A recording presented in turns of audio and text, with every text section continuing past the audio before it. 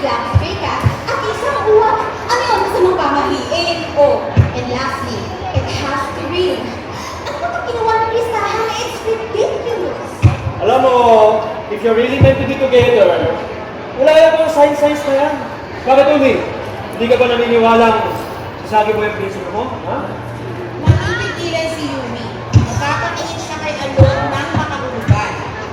Titignan din siya ni Alon na parang may gusto mong sabihin. Biglang matatawa si Alon. Sa kapit na matatawa si Yumi. Fine!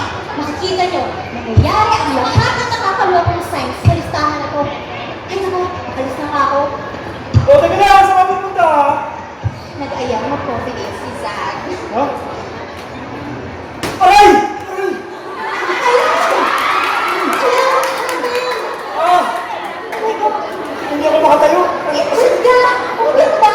You know, I really need to rest. Can I use your lap for a pillow for a while?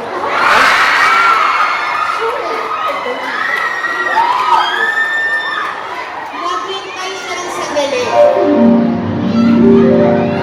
At nang maramdamang nalibig na ang pagtulog ng binata, she gently ran her hand along his hair. His hair was silky, and it smelled so good. I guess I had to answer my coffee, Zag. I would choose this sleeping angel over a cup of coffee any time.